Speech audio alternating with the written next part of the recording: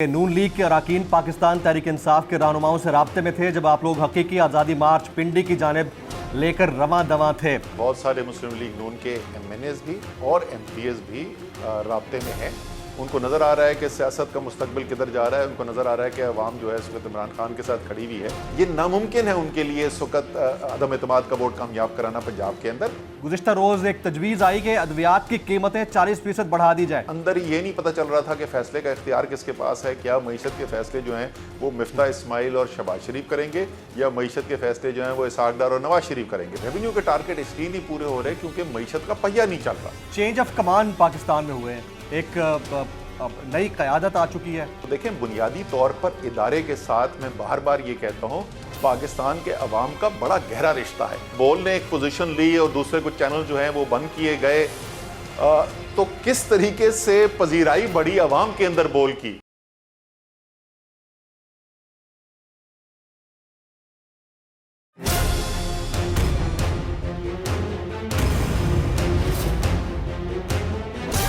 From the Islamabad studios of Bull Network, it's time for Jameel Farooqi on National Debate.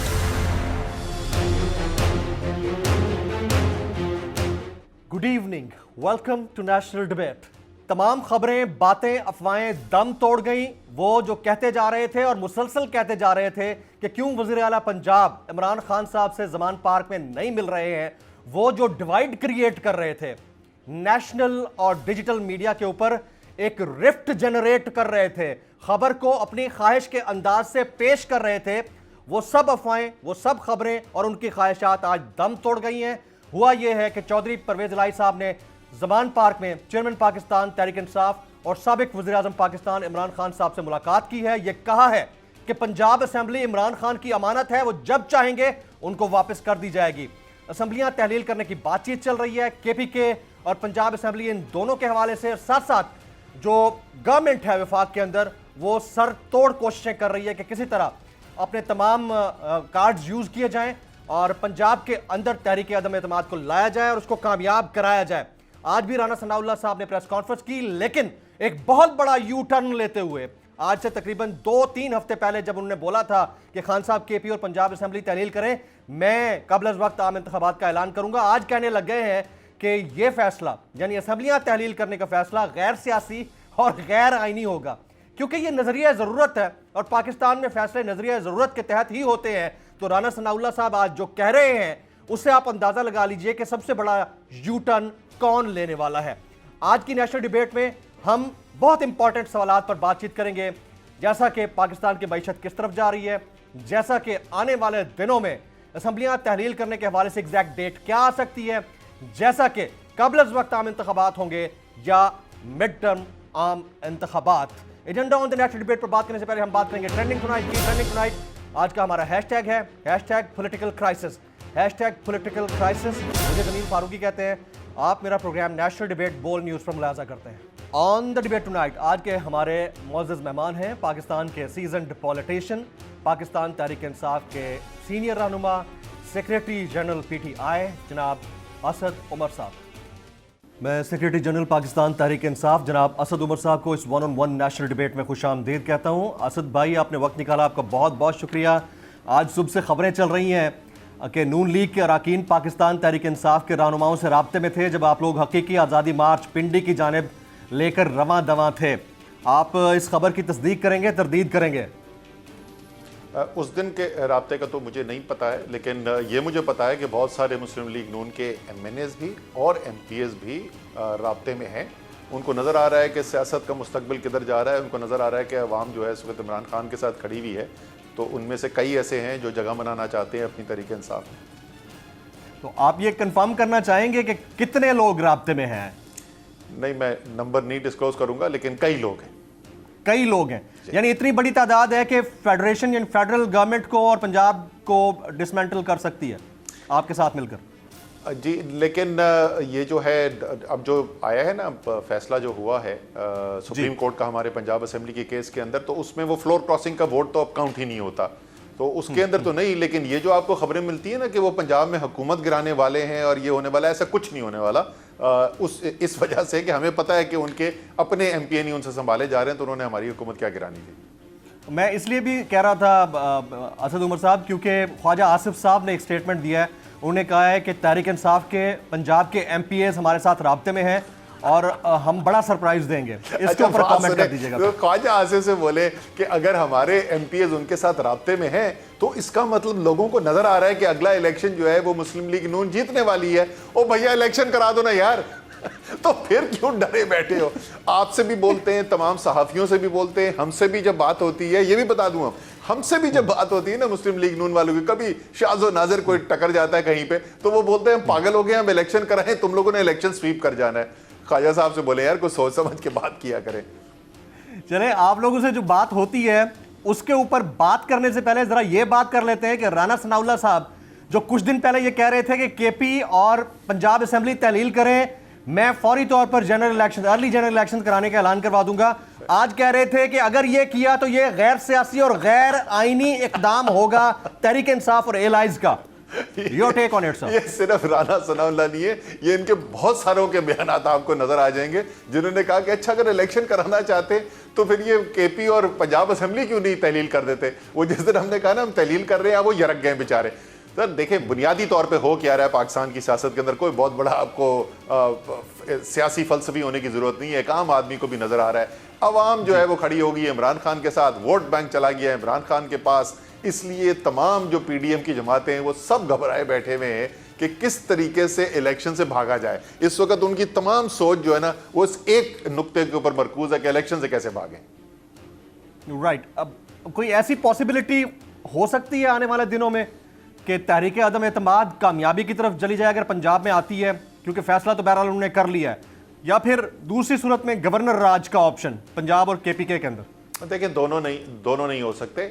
जो तहरीक अदम एतमाद है वो उसमें ज़रूरत ये होती है कि हाउस की मेजॉरिटी यानी असेंबली की अक्सरियत जो है वो वोट डाले अदम एतमाद के वोट के अंदर। इसकी अक्सरियत जो है इस वक्त जो है वो हमारे पास है, इस वक्त हुकूमत के पास है, पंजाब हुकूमत के पास है।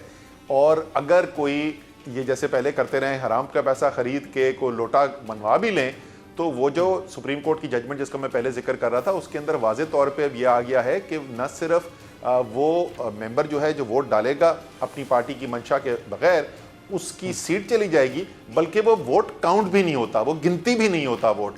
और इसलिए ये नामुमकिन है उनके लिए इस वक्त अदम एतमाद का वोट कामयाब कराना पंजाब के अंदर। दूसरी चीज़ जहाँ तक गवर्नर राज का ताल्लुक है, गवर्नर राज के अंदर जो शराइत वहाँ पर दी हुई है वो इख्तियार जो है सदर साहब के हाथ में चला जाता है। और अगर दोनों असेंबलियां यानी कि कौमी असेंबली और सेनेट की अक्सरियत पास भी कर ले ये बिल के गवर्नर राज लगा दिया जाए इन सूबों के अंदर, उसके बाद सवाबदीद सदर पाकिस्तान की है कि वो इख्तियारात खुद इस्तेमाल करेंगे या वो गवर्नर को देंगे। तो ये तो कर सकते हैं कि ये इख्तियारात परवेज़ इलाही और क्या नाम है इनका, महमूद खान से लेकर आरिफ अलवी को दे दें, लेकिन इख्तियारात इनके पास नहीं आ सकते। तो आप सदर मुमलिकत जनाब डॉक्टर आरिफ अलवी साहब से 100% उम्मीद रखते हैं कि अगर ऐसा कुछ हुआ तो वो नहीं होने देंगे?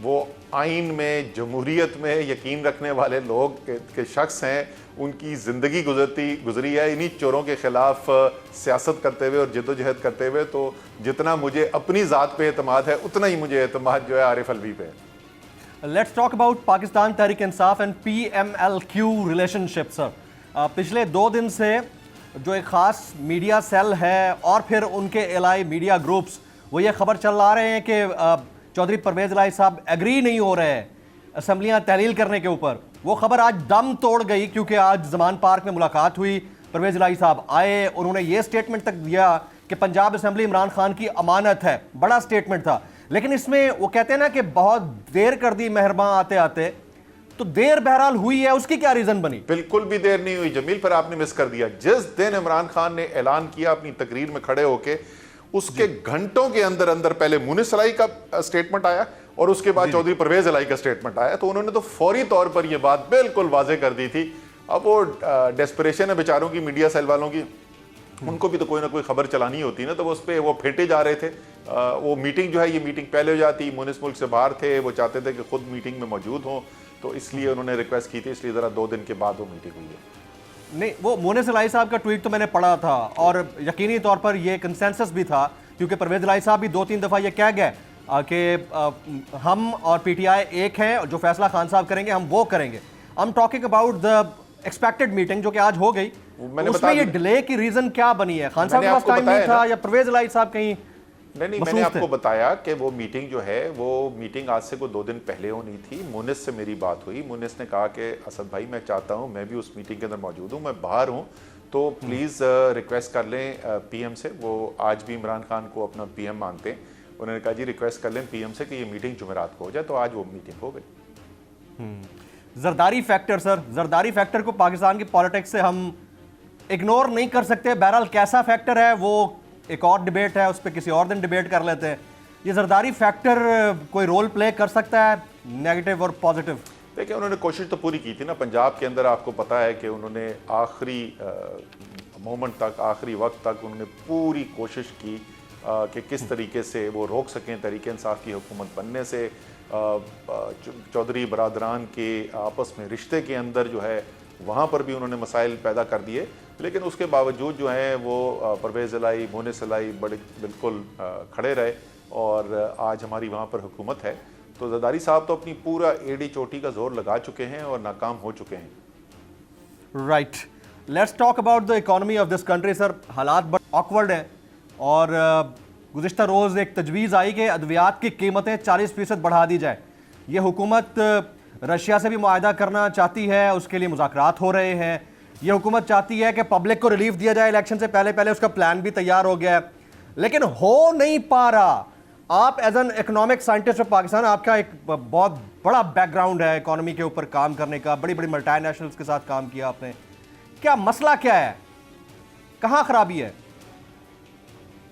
देखें, ये कई महीनों से मैं समझाने की कोशिश कर रहा हूँ कि एक तो है ना कि इनफरादी इनके जो मईशत के फ़ैसले हुए, और मईशत के फ़ैसलों में ख़राबी थी आपस में। अब तो बिल्कुल खुल के बात सामने आ गई ना। उस वक्त भी हम आपको बताते थे कि अंदर ये नहीं पता चल रहा था कि फ़ैसले का इख्तियार किसके पास है। क्या मईशत के फ़ैसले जो हैं वो मिफ्ता इस्माइल और शहबाज शरीफ करेंगे, या मईशत के फ़ैसले जो हैं वो इसहाक डार और नवाज शरीफ करेंगे? वो आपस में जो रस्साकशी थी वो सामने आ गई। वो ऑडियो लीक में क्या मरीम नवाज कह रही हैं मिफ्ता के बारे में, अपनी फाइनेंस मिनिस्टर के बारे में क्या कह रही थी, तो उससे आपको वाजे हो गया कि जिसको फाइनेंस मिनिस्ट्री की कुर्सी पे बैठाया हुआ था उसके ऊपर ख़ुद को एतमाद नहीं था। तो वो एक तो वो फैसला साजी का बहरान जो है वो पार्टी के अंदर रहा। अभी जो है इसहाक डार साहब की जो पॉलिसीज़ हैं, मईशत की पॉलिसीज़ हैं, उसमें आप मेरा नुक्ता नज़र छोड़ दीजिए। मिफ्ता इस्माइल ने जो इस वक्त आर्टिकल लिखा है अखबारों में और बड़ा सोशल मीडिया के ऊपर भी वो सर्कुलेट हुआ, तो उन्होंने तो इसहाक डार की मईशत की पॉलिसीज़ की धज्जियाँ उड़ा के रख दी खुद मिफ्ता इस्माइल ने। तो एक तो वो ख़राब पॉलिसियाँ हैं, लेकिन मैं आपको एक और चीज़ पिछले 5-6 महीने से कहता रहा हूँ कि इस वक्त अगर अच्छी पॉलिसियाँ बनाने वाला कोई अच्छा पॉलिसी साज भी आ जाए, तो जब तक जो गैर यकीनी सूरत हाल है, और क्या गैर यकीनी सूरत हाल है किसी को ये नहीं पता। आज कोई बता सकता है कि दिसंबर का 15 तारीख को पंजाब की असेंबली होगी या नहीं होगी, खैबर पख्तूनख्वा असेंबली होगी या नहीं होगी, बाकी असेंबलियों से इस्तीफे किस तारीख को होंगे, क्या कौमी असेंबली इलेक्शन की तरफ जा रही है नहीं जा रही। ये जो गैर यकीनी सूरत हाल है ना, ये आज की नहीं है, ये पिछले तकरीबन 8 माह से इसी सूरत हाल के अंदर पाकिस्तान है। इसके अंदर मईशत नहीं चल सकती। और हो क्या रहा है, सरमायाकारी के सारे फैसले रुक गए हैं और इस वक्त इतनी खतरनाक सूरत हाल पैदा हो गई है कि जो ज़रूरी अशिया हैं जिनके ऊपर हमारी बरामदात का इन्हिसार है, हत्ता के दवाइयों के रॉ मटीरियल तक जो है एलसियाँ खुलनी इस वक्त बंद हुई नहीं है। पाकिस्तान को कहते हैं कि हम दिवालिया हो जाएंगे, डिफॉल्ट हो जाएगा। भैया हम तो हर रोज डिफॉल्ट कर रहे हैं। आप जो कारोबारी लोग हैं, जो कंपनीज हैं, जो बाहर से कारोबार करते हैं, जरा उनको बुला के अपने प्रोग्राम पे उनसे पूछें तो उनके साथ हो क्या रहा है, आईटी इंडस्ट्री के साथ क्या हो रहा है, टेक्सटाइल वालों के साथ क्या हो रहा है, एक्सपोर्टर्स के साथ क्या हो रहा है। तो मईशत तो बिल्कुल जिंदा दरगोर कर दी गई है। जो रशिया से तेल आप लेने की बात कर रहे थे या आपके दौरे हुकूमत में लेने की बात की जा रही थी, वो कोई घटिया क्वालिटी का तेल था जो अब अगर ये लेंगे तो वो बढ़िया क्वालिटी का हो जाएगा। इसमें कहाँ ये मतलब अनएक्सेप्टेंस क्यों रही है? कि बहुत देर की मेहरबान आते आते वो जहाँ पर अब वो बात लेकर पहुंचे, अब अल्लाह खैर करे, क्योंकि उसके बाद सारी दुनिया जो है उसने लाइन लगा दी। रशिया ने अपनी तेल की सेल्स बढ़ा दी, उनकी अपनी कमिटमेंट्स पूरी हो गई, क्योंकि उस वक्त नया जो है एम्बार्गो लगा था वेस्ट की तरफ से। तो उनको ज़रूरत थी कि वो दूसरे बायर्स तलाश करें, दूसरे कस्टमर्स तलाश करें, इसलिए वो डिस्काउंट के ऊपर बेचने के लिए तैयार थे। अब इतने महीने के बाद मुझे ये भी नहीं पता कि इनको अब वो डील मिलेगी भी कि नहीं पेट्रोल मिलेगी। और डीजल की जो कीमतें हैं सर, वो वही रखी गई हैं, बरकरार रखी गई हैं। गुज़िश्ता रोज़ आप सुन रहे होंगे वज़ीर ख़जाना की प्रेस कॉन्फ्रेंस लेट नाइट में हमने सुनी, तो क्या बरकरार रखनी चाहिए थी या रिलीफ देना चाहिए था आपकी नज़र में? देखिए हो क्या रहा है, इन्होंने जो तेल के ऊपर टैक्सेशन थी, पेट्रोलियम मसनूआत के ऊपर टैक्सेशन थी, वो पाकिस्तान की तारीख की सबसे ऊंची सतह के ऊपर ले गए। उसके बावजूद इनके रेवेन्यू के टारगेट पूरे नहीं हो रहे। रेवेन्यू के टारगेट इसलिए नहीं पूरे हो रहे क्योंकि मईशत का पहिया नहीं चल रहा। वो जो मईशत का पहिया चलना रुका है, उसकी वजह से रेवेन्यू के जो टारगेट्स हैं उसके अंदर मसाइल पैदा आ गए। और आपको पता है कि इस वक्त IMF के साथ दूसरी जो अगली जो ट्रांच रिलीज करनी है, जो कर्ज की किस्त देनी है IMF की, वो मामला दोबारा रुक गए हैं। और उसके अंदर बुनियादी चीज जिसके ऊपर वो रुके हुए हैं वो रेवेन्यू के टारगेट ही हैं। तो अब वो जो रेवेन्यू का शॉर्टफॉल है, जो बाकी मईशत बिल्कुल बैठ जाने से पूरा नहीं हो रहा, उसको पूरा करने के लिए इन्होंने मजीद टैक्स बढ़ा दिया है पेट्रोलियम की मसनूआत के ऊपर। और इसके बावजूद के $110 से ब्रेंट क्रूड जो है वो गिर के $85 पे आ गया। $25 की कमी आई है। कोई छोटी चीज नहीं है, बहुत बड़ी इसके अंदर कमी आई है। और उसके बावजूद जो है ये कीमत नहीं नीचे कर रहे, और वो जो पैसा है वो टैक्स की सूरत में हुकूमत अपनी जेब में रखती है। इसाक डार साहब की आरिफ अलवी साहब से मुलाकात हुई थी, उसके बाद ये चमगोइयाँ होती रही कि कोई बैकडोर मुज़ाकरात होते रहे हैं। चलें उस चीज़ को हम 2 मिनट के लिए छोड़ देते हैं। अभी आपने गुफ्तगू में कहा कि जब हमारी बातचीत होती है तो ये सुनने को मिलता है PMLN के लोगों से, तो बातचीत हो रही है सर, किस लेवल पे हो रही है? नहीं, वो जैसे मैंने कहा ना, कोई शाज़ो नाज़री होती है, कोई शादी पे कोई सामने आ जाता है, कोई इस किस्म की मुलाकात हो जाती है, तो उसके अंदर जब भी ये बात होती है तो वो सब उस वक्त तो वो खुल के बात करते हैं ना। वो कहते हैं यार हम पागल हो गए हैं, हमें पता है हमारे साथ इलेक्शन के अंदर होने की हवाला है, हम क्यों इलेक्शन कराएं, अभी जितने महीने घसीट सकते हैं। सिर्फ प्रॉब्लम ये है कि वो अपनी कुर्सी बचाने के लिए घसीट घसीट के पाकिस्तान को ऐसी दलदल में उन्होंने डाल दिया है कि अल्लाह खैर करे, यहां से पता नहीं कोई भी निकाल सकेगा कि नहीं निकाल सकेगा। कह रहे हैं कि वैसे आपकी गपशप होती है, शाज़ो नाज़र मुलाकात होती है, लेकिन कोई बैकडोर डिस्कशन अभी नहीं हो रही एज ऑफ नाउ। नहीं जी, कोई फॉर्मल, ये मैं बार बार बोल चुका हूं, कोई फॉर्मल बातचीत नहीं हुई है। हमारे कुछ लीडर्स हैं ऐसे जिनके ज़ाती ताल्लुकात हैं दूसरी तरफ मुस्लिम लीग नून के सीनियर लीडर्स के साथ, उनके इनफरादी तौर पे लोगों ने फ़ोन कॉल्स की हैं, ख्वाहिश का इज़हार किया है कि अच्छा चलें कुछ करना चाहिए, कोई मिल बैठ के बात होनी चाहिए, लेकिन कभी भी उससे आगे बात नहीं बढ़ी है। कभी भी कोई फॉर्मल नेगोशिएशन नहीं हुई, किसी चीज़ के ऊपर बातचीत नहीं हुई है। हमारी पोजीशन जो है बड़ी दो टोक है, वाजे है, और उसमें कोई छुप के बात करने की ज़रूरत नहीं है। इलेक्शन वाहिद हल है पाकिस्तान को इस बहरान से निकालने का, और बहरान ये कुछ छोटा मोटा नहीं है। 1971 के बाद पाकिस्तान का सबसे बड़ा माशी, सियासी और माशरती बहरान पैदा हुआ है। इंतहाई खतरात है पाकिस्तान को, और यहाँ से निकालने का रास्ता सिर्फ एक है, और वो एक नया इलेक्शन है। जिस दिन हुकूमत ये फैसला कर देगी नए इलेक्शन के लिए तैयार है, तो बैठ के उसके आपने कहा कि कोई फॉर्मल बातचीत नहीं हो रही है, लेकिन कोई फॉर्मल राब्ता तो हुआ होगा, क्योंकि आज बार बार राना सनाउल्लाह साहब भी तज़किरा करते रहे और लोग भी बैक एंड पे कह रहे हैं कि एहसन इकबाल साहब ने कहा था कि हमारे मुज़ाकरात हो रहे हैं, नाम नहीं बताया उन्होंने कहा तहरीक इंसाफ से मुज़ाकरात हो रहे हैं। इसके ऊपर कुछ कहेंगे आप? बता उनसे बोले भाई हमें भी बता दें यार किससे मुज़ाकरात हो रहे, कोई तहरीक इंसाफ में जिससे हो रहे वो हमें तो नहीं बता रहा, आप ही बता रहे किससे मुज़ाकरात हो रहे। ये मुमकिन नहीं है, मैं सेक्रेटरी जनरल हूँ पार्टी का, ये मुमकिन नहीं है कि ऐसे कोई फॉर्मल मुज़ाकरात हो रहे हैं और मुझे ना पता हो। हाँ, ज़ाती हैसियत में किसी की दोस्ती है, कोई अच्छे मुरासिम है, वो आपस में एक दूसरे से कोई फ़ोन पे बात कर रहे हैं या कहीं मिल लिए हैं, तो वो एक और बात है। लेकिन फॉर्मल मुज़ाकरात हो रहे हों और secretary general of the party को पता ना हो, ये मुमकिन नहीं। आप सुन रहे थे, कोई गुफ्तगू आपकी नज़र से गुजरी मौलाना फजल रहमान साहब की ख्वातीन से मुताल्लिक, आप कुछ कमेंट करना चाहेंगे इसके ऊपर? सर मैं जी बिल्कुल उनकी गुफ्तगू के ऊपर मैं तो अपना कमेंट करूंगा, लेकिन ये जो इतने बड़े बड़े वुमेन्स राइट के दावेदार और लिबरल अपनी सियासत करने के दावेदार जो हैं, बिलावल भुट्टो को आपने उसके ऊपर कुछ कमेंट करते हुए सुना?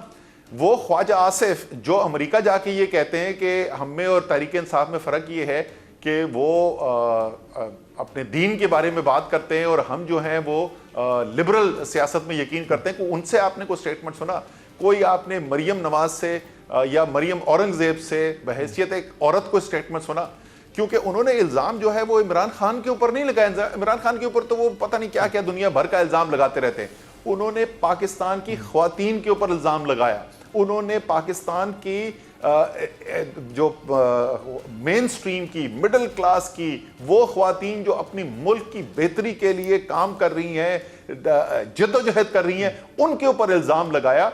और मैं आपको एक बात बताऊं, इसमें सिर्फ एक जो शख्स है जिसका नुकसान हुआ इससे, वो फजल रहमान है कि उनकी हकीकत हम में से बहुत लोगों को तो हमेशा से पता थी, लेकिन जिसको कोई शक था ना, तो फजल रहमान की हकीकत लोगों के सामने खुल के सामने आ गई कि किस किस्म का गंद जो है उनकी सोच के अंदर साहब, बात ख्वातीन की है, चाहे उनका ताल्लुक कहीं से भी हो, वो किसी भी कैफियत में, किसी भी अंदाज में किसी को भी सपोर्ट कर रही हो, वो रिस्पेक्टेबल है, इसमें तो दूसरी कोई राय नहीं है। जो कुछ सहाफियों के साथ हुआ है, जिस तरह उनको बरहना किया गया, तशद्दुद किया गया सेनेटर्स के साथ, इस पर भी कंडेम करना गवारा नहीं किया मुल्क की वफाक की वजीर इत्तलात मौसूफा ने और इसके अलावा दीगर इनके वज़रा ने। यह भी इंतहाई अफसोसनाक मैटर है। अब ये खुलता जा रहा है कि इनकी जहनियत क्या है। आपकी इजाज़त से एक ब्रेक लेना चाहूँगा। ख्वातीन वज़रा, वक्त हुआ जाता है। ब्रेक के बाद जब वापस आएंगे तो हमने बात करनी है कि क्या पाकिस्तान तहरीक इंसाफ दोबारा से जलसों की मूव शुरू करना चाहती है या फिर मामला सिर्फ असम्बलियों के तहलील करने के बाद फौरी क़ब्ल अज़ वक्त इंतख़ाबात तक ही रहेगा। After this break.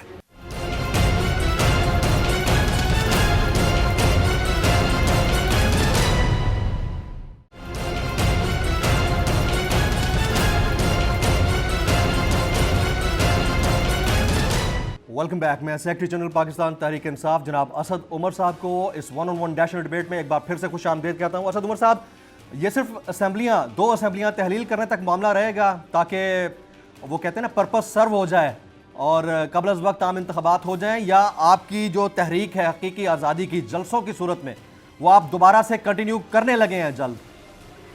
देखिए, इसके ऊपर जो है वो अभी बातचीत शुरू होगी। अभी तो सबसे पहली जो अवलीन तरजीह है वो ये है कि तारीख़ का मुतय्यन की जाए कि हमने असम्बलियाँ जिसमें तहलील करनी है और वो काम जो असम्बलियाँ तहलील होने से पहले करने के हैं, इस वक्त फ़ौरी तौर पे जो है वो तवज्जो उसके ऊपर मरकूज़ है और उसके लिए कमिटीज़ भी बना दी गई थी, वो अपनी सिफारिशात फाइनलाइज़ कर रही हैं। कल जो है वो पंजाब की पार्लिमानी पार्टी के साथ मुलाकात है चेयरमैन की, हम सब वहाँ पे होंगे। उसके बाद परसों जो है वो खैबर पख्तूनख्वा की पार्लिमानी पार्टी के साथ है। जब एक दफ़ा ये मामला तय हो जाएगा तो उसके बाद बिल्कुल ये ज़रूर एक प्लान बनाया जाएगा कि क्या क्या और हमने काम करने हैं इसके साथ साथ, क्योंकि असल हदफ जो है वो तो एक जनरल इलेक्शन की तरफ जाने का है। उसमें से ज़ाहिर है एक बहुत बड़ा हिस्सा तो हासिल हो जाएगा खुद ब खुद पंजाब और केपी की असम्बलीज़ के इलेक्शन की तरफ जब जाएंगी, लेकिन बाकी पाकिस्तान के अंदर इलेक्शन कैसे करना है, उसके लिए हमारे क्या इक़दाम होने चाहिए, वो बिल्कुल उसके ऊपर एक मरबूत तरीके से स्ट्रैटेजी बन के उस पर भी अमल होगा। सर, ये जो आपकी वेव थी जलसों की, इसको हम इलेक्टोरल प्रोसेस यानी उस मुहिम का हिस्सा समझें, या असल आपकी जो इलेक्शन की मुहिम है ये अभी स्टार्ट होगी असम्बलियाँ तहलील होने के बाद? नहीं, एक लिहाज से तो अगर आप देखें तो तहरीक इंसाफ तो पिछले 8 महीने से मुसलसल जो है कोई इलेक्शन कैंपेन के अंदर है, और शायद एक वजह यह भी बनी है कि उस अरसे के अंदर जितने इलेक्शंस हुए हैं, उस इलेक्शन के अंदर जो कामयाबी हासिल हुई है तहरीक इंसाफ को 75% से ज़्यादा हम सीट्स जीती हैं, उसकी एक वजह यही बनी है कि एक तहरीक इंसाफ तो एक उमूमी तौर पर आवाम के अंदर रखी है। इलेक्शन कैंपेन क्या होती है? इलेक्शन कैंपेन होती है आवाम से रब्ता। तो आवाम से रब्ता तो मुसलसल चल रहा है इमरान खान का। और जमील, मेरी बड़ी पुरानी ये थ्योरी रही है, आज से कुछ 7-8 साल पहले से मैं ये कह रहा हूँ कि मेरी जो है ना साइंस बड़ी आसान है तहरीक इंसाफ की सियासत की। इमरान खान अवाम में, तहरीक इंसाफ ऊपर, इमरान खान बलीगाला में, तहरीक इंसाफ नीचे। तो इमरान खान अवाम में निकले में, मुसलसल निकले में, तो वो तो हमारी तो आप समझ लें कि जो इलेक्शन कैंपेन है वो जारी है और आगे भी चलती रहेगी। राइट। ये 20 तारीख की कोई सजेशन आई है कि 20 तारीख को ही तहलील करनी है असेंबलियाँ? इसकी आप कंफर्मेशन दे सकते हैं कि तारीख लगभग 18 से 20 के दरमियान होगी? कोई मुशावरत में ये चीज़ आई है या फिर अभी कुछ तय नहीं हुआ?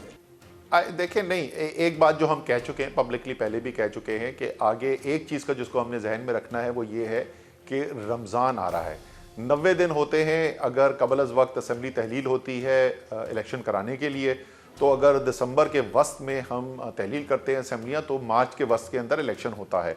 तो अगर हम उससे ज़रा ज़्यादा आगे लेके जाते हैं तो आगे रमज़ान आ जाएंगे। तो लगभग जो है वो टाइम फ्रेम अगर हम रमज़ान से पहले कराना चाहते हैं तो यही बनता है। अच्छा, वो तो बनता है, ये तो आपकी एक्सपेक्टेशंस भी हैं और जाहिर है कि आप अपने एंड पे एक फेयर प्ले कर भी रहे, लेकिन सामने वाला अगर ये नहीं करना चाहता और आपके 67% बनती हैं बाकी असेंबलियां, उनको उनके अरकान के ज़मीनी इंतखाबात करने के लिए इलेक्शन कमीशन पहले कह देता है और कह चुका है, तो फिर क्या होगा अगर ये बाईपोल्स की तरफ जाते हैं? वैसे हो नहीं सकता इतनी बड़ी तादाद में बाईपोल्स का होना। नहीं, देखें, जो असेंबली जो तहलील होगी तो वो असेंबली तहलील होने के ऊपर तो फिर बाई इलेक्शन नहीं है, फिर तो एक नॉर्मल इलेक्शन है। 5 साल के लिए असेंबलियाँ मुंतखब होंगी और जैसे जनरल इलेक्शन होता है वैसी असेंबली होगी। और पंजाब और खैबर पख्तूनख्वा अगर मैं दोनों जोड़ लूँ तो ये तकरीबन 70% से ज़्यादा पाकिस्तान तो ये बन गया। तो यहाँ पे तो एक आप समझ लें हम जनरल इलेक्शन की तरफ जा रहे हैं।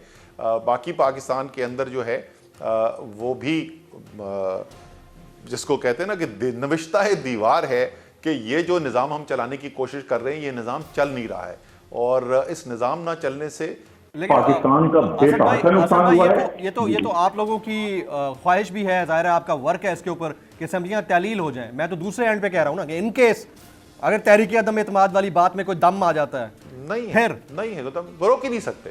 कोई इनके पास कानूनी तरीक़ाकार नहीं है इसको रोकने का। असेंबलियां जिस दिन तहरीक इंसाफ ने फैसला कर लिया तो तहलील होंगी, इनको उसको रोक ही नहीं सकते। वो तहरीक अदम एतमाद अगर ले भी आए ना तो उससे 3 दिन का डिले होता है, क्योंकि स्पीकर के पास इख्तियार है कम से कम 3 और ज़्यादा से ज़्यादा 7 दिन देने का, जिसके अंदर उसने वोटिंग करानी है। तो 3 दिन और डिले कर लेंगे, उससे ज़्यादा कुछ नहीं हो सकता। अच्छा, बिलावल भुट्टो साहब कहते हैं कि पंजाब केपी असेंबली तहलील होती है या फिर तहरीक अदम एतमाद आती है, हमारा कोई सरोकार नहीं है, सिंध असेंबली काम करती रहेगी।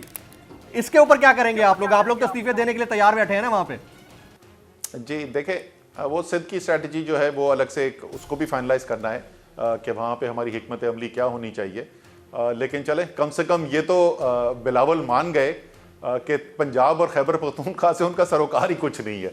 ये पाकिस्तान की जो सबसे बड़ी कौमी जमात होती थी, 4 दफ़ा जहाँ से वफाकी हुकूमत जो बना चुकी है, उसके ये हालात हो गए कि उसका चेयरमैन अब खुद ऐलानिया ये कह रहा है कि हमारा कोई सरोकार ही नहीं है पंजाब और खैबर पख्तूनख्वा से।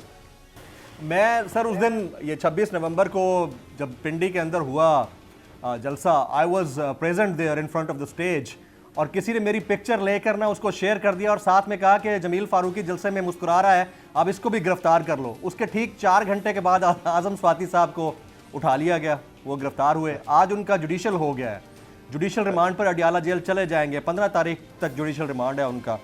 इसके ऊपर आप क्या कहना चाहेंगे सर? आपको मैंने देखा था जहां मैं स्पीच कर रहा था, बिल्कुल सामने राइट पे आप खड़े हुए थे।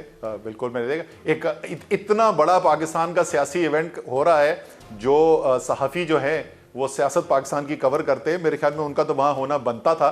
मुझे याद है जिस वक्त I was the only anchor standing in front of the stage. I was the only anchor from the whole media, out of whole media. बिल्कुल आप ठीक कह रहे हैं, लेकिन मैं ये कह रहा हूँ कि वो एक इससे पहले एक और भी लॉन्ग मार्च हुई थी, एक धरना हुआ था इस्लामाबाद में, अगर आपको याद हो, यही फजल रहमान लेकर आए थे और वहां बहुत सारे हमारे सहाफ़ी जो है भागे भागे वहां पे गए थे और बड़े एक्साइटेड थे कि हुकूमत गिरने वाली है। तो खिताब भी किया था वहां पे, खिताब भी किया था उन्होंने। हाँ बिल्कुल, खिताब भी थे, बिल्कुल याद, सही याद दिलाया आपने। देखिए, आजम स्वाति के साथ जो हो रहा है ना, मैंने ये ट्वीट भी किया था। इस केस से अगर पाकिस्तान को आपने किसी बेहतरी की तरफ ले जाना ना, तो 2 चीज़ें जो हैं बड़ी वाज़ेह होके, और ये हमारी अदलिया की जिम्मेदारी है कि इस केस के नतीजे में 2 चीज़ों का बड़ा वाज़ेह तयन होना चाहिए। एक ये कि आप जो हमारे इदारे हैं, उन इदारों में अहम कुर्सी पे मनसब में बैठे वाले लोग हैं, उनके बारे में क्या कहा जा सकता है और क्या नहीं कहा जा सकता, ये इसका तयन होना बहुत जरूरी है। मसलन जजेस के बारे में बड़ा क्लियर है, आप जज की रूलिंग को क्रिटिसाइज कर सकते हैं, आप तनकीद कर सकते हैं, लेकिन उसके रूलिंग के बारे में कि उन्होंने किसी लालच या खौफ की बिना पे कही, आप ये नहीं कह सकते। तो एक बात मुतय्यन होगी ना, सामने नजर आ गया क्या कानून अलाउ करता है क्या नहीं करता। यहां पे दूसरे इदारों के बारे में भी ये एक जजमेंट के जरिए क्लैरिटी आ जानी चाहिए कि क्या तनकीद आप कर सकते हैं और क्या तनकीद नहीं कर सकते। दूसरी चीज, जो तयन हो गया कि ये आप नहीं कर सकते, वो आपने कर ली, बिलफर्ज आपने कानून से की खिलाफ वर्जी कर दी, आपने तजावुज कर दिया, जो हदूद मुतय्यन की गई थी उससे आपने तजावुज कर दिया। अब आपके साथ हो क्या सकता है क्या तरीकेकार अपनाया जा सकता है कि आपके खिलाफ पर्चा कटेगा, आपके पास कोर्ट में केस चलेगा आपके खिलाफ, उसके मुताबिक कौन से कानून के मुताबिक सजा होगी, या आप उस बंदे को बरहना करके, तशद्दुद करके, उल्टा लटका कर, ये सब करके आप उसे डील कर सकते हैं। ये दोनों चीजों का अगर फैसला होगा तो आजम स्वाति ने जो एक पोजीशन ली है, आप उनसे एग्री करें, आप ना करें, आप कहें कि आजम स्वाति ने ठीक नहीं की, लेकिन उनके पोजीशन लेने की वजह से एक हमारी पाकिस्तान की अदलिया को एक मौका मिला है कि एक बहुत अहम चीज के ऊपर एक वाज़ेह फैसला करके आइंदा के लिए जो है ना सबके लिए बेहतरी कर दी जाए। राइट, चेंज ऑफ कमान पाकिस्तान में हुए हैं, एक नई क़यादत आ चुकी है और उसके बाद इमरान खान साहब का भी स्टेटमेंट आया है कि उम्मीद है नई अस्करी क़यादत एतमाद का फुकदान ख़त्म करेगी, और बड़े ज़बरदस्त तासुरात भी हैं खान साहब के, और वैसे भी एक इमेज बिल्डिंग जो हो रही है दैट इज़ क्वाइट पॉजिटिव, और होनी भी चाहिए, पाकिस्तान के अवाम का एतमाद होना भी चाहिए। आप इसके ऊपर कैसे कमेंट करेंगे, क्या एक्सपेक्टेशंस हैं आप लोगों की?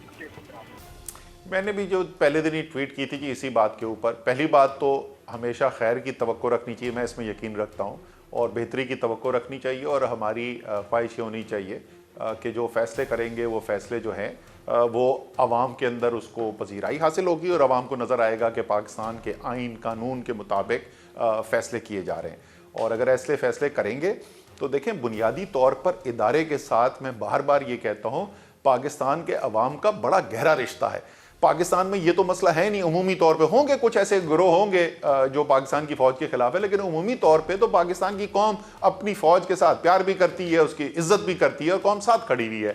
अब जो है कुछ सियासी फैसलों की बात हो रही है, कुछ एक्स्ट्रा एक्शंस की बात हो रही है जो चंद लोगों ने लिए हैं, उसके ऊपर वाज़ेह फर्क नजर आया है। पाकिस्तान की कौम कहीं और खड़ी हुई नजर आई है, और वो फैसला साज कहीं और नजर आए हैं। ये जो खलीज है इसको ख़त्म करने की ज़रूरत है, और मेरे ख्याल में एक चेंज ऑफ गार्ड के साथ इसका मौका भी है। तो हमारी तो उम्मीद यही होगी कि हम यहाँ से आगे बढ़ सकें, क्योंकि पाकिस्तान के लिए ये मेरे अल्फाज नहीं है, इमरान खान के अल्फाज हैं। मैं भी इनमें यकीन रखता हूँ कि पाकिस्तान को एक मजबूत फ़ौज की ज़रूरत है, और फ़ौज मजबूत हो नहीं सकती जब तक कौम पीछे ना खड़ी हो। तो फैसला साज बदले हैं, आपके अल्फाज जो मैंने पिक किए, फैसला साज बदले हैं, तो फैसला साजों से कोई रवाबित हुए हैं, बैकडोर? नहीं जी, कोई बैकडोर रवाबित नहीं है। सदर पाकिस्तान के साथ उनकी मुलाकात ज़रूर हुई है, और ज़ाहिर है सदर साहब कोई सियासी पैगाम तो नहीं उनको देते, लेकिन सदर साहब की जो सोच है जमहूरियत के बारे में, पाकिस्तान के बारे में, फ़ौज के बारे में, वो वही सोच है जो हमारी है, जो इमरान खान की है। तो जो हमारी सोच है उसकी अक्कासी मुझे यकीन है कि सदर साहब ने जो बातें की होंगी, जो पैगाम दिए होंगे, उसके अंदर मौजूद होगी। यानी 29 नवंबर से पहले का जो दौर था, उसके बाद वाला दौर पहले दौर से आपको बेहतर लगता है? उम्मीद है कि बेहतर होगा। अभी तो दौर, सच्ची बात है, शुरू ही नहीं हुआ। उम्मीद ये है, और पाकिस्तान की ज़रूरत ये है कि वो उससे बेहतर होगा।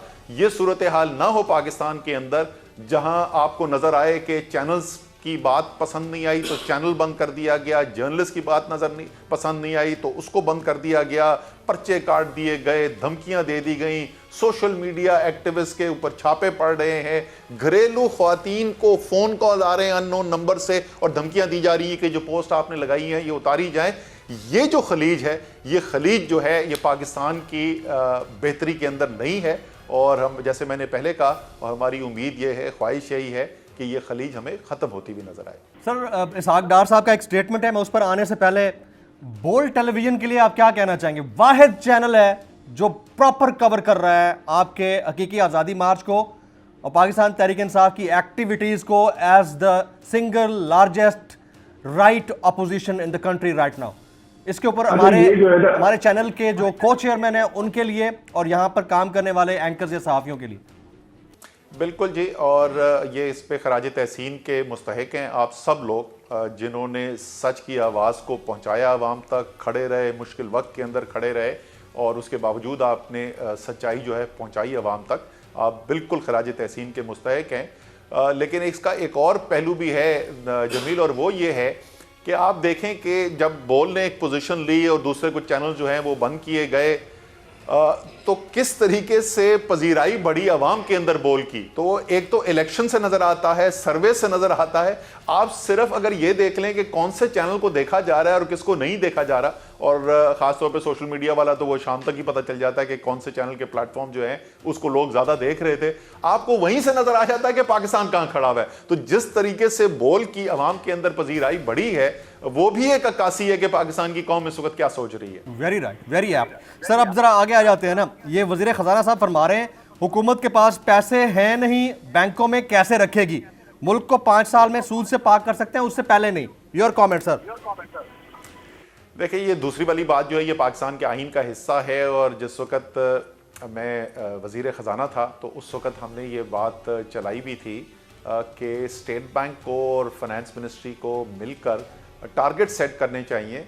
ये सब कहते हैं आइन का हिस्सा है कि हमने सूद से पाक मईशत बनानी है, तो इसमें तो कोई बहस ही नहीं है। ज़ाहिर है हमारी दीन का कहना है, वहीं से हमने अखज़ करके अपना आइन बनाया, आइन के अंदर वही बात लिखी हुई है जो दीन के अंदर लिखी हुई है।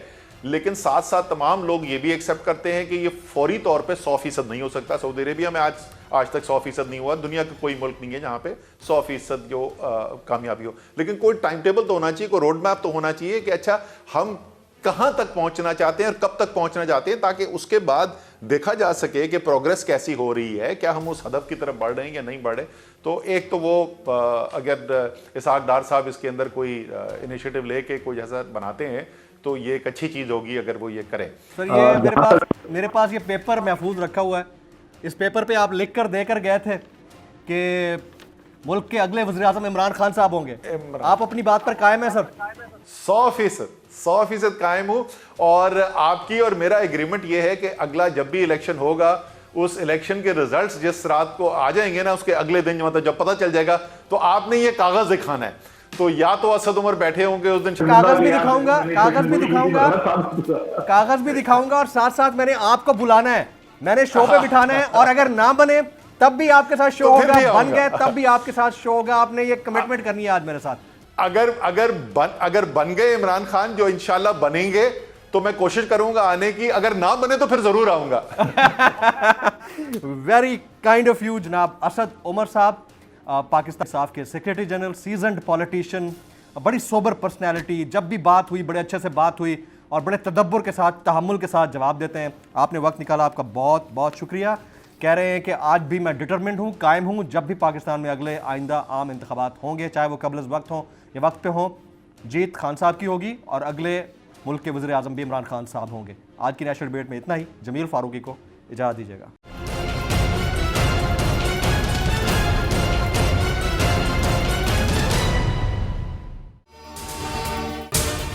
अगर आपको ये वीडियो पसंद आई हो तो सब्सक्राइब कीजिए और बेल आइकन जरूर हिट कीजिएगा। आप ये समझें, ये जो हक है ना, हक पे खड़े रहना और हक को बोलना, ये दूर से लगता है तन्हा हो गए लोग। आप खान साहब को देखें, तन्हा दिखाई देने, सारी जमातें मिलकर उनके खिलाफ हैं, लेकिन आज भी पाकिस्तान के अवाम उस हक की आवाज़ के पीछे जो है 80% से ज़्यादा अवाम उनके साथ है। सेम एग्जैक्टली इसी तरीके से बोल की कहानी है भाई, बिल्कुल अलग आपको तन्हा दिखाई देगा, हर जगह आपको खड़ा हुआ नजर आएगा, हटेगा नहीं किसी चीज़ से, और उसके साथ भी 80% अवाम अगर आज आप देखें तो उसे बोल दिख रही है। जाली केस है ना, ये हम पे उस वक्त बनाए गए थे जब हुकूमत यही थी, इन्हीं लोगों की हुकूमत थी ना। और ये जाली केस, इनको मैं नहीं कह रहा इस केस को जाली केस, इनको पाकिस्तान में क्या पूरी दुनिया में एक ऐसा शिकायत कुंदा नहीं मिला, एक ऐसा कंप्लेनेंट नहीं मिला जिसने ये कहा हो कि हमारे साथ फ्रॉड हुआ है। तो ये खुद ही बन गए कंप्लेनेंट, और ये खुद ही इन्होंने खुद ही इन्वेस्टिगेशन की, उसकी खुद ही तफ्तीश भी की, यानी कि कंप्लेनेंट भी है, इन्वेस्टिगेशन ऑफिसर भी है, और इन द एंड इन्होंने फिर उसके बावजूद ये कोर्ट में जमा कराया कि जी ये केस जाली केस था और इसमें किसी किस्म जो कुछ एग्जैक्ट कर रहा था सब लीगल। ये मेरी बात नहीं है, ये इनके इन्वेस्टिगेशन ऑफिसर की बात। सबसे ज्यादा व्यूज और सबसे ज्यादा रेटिंग के साथ बोल आज भी रहा नंबर 1 पर। सब्सक्राइब करें और बेल दबाएं ताकि कोई खबर रह न जाए।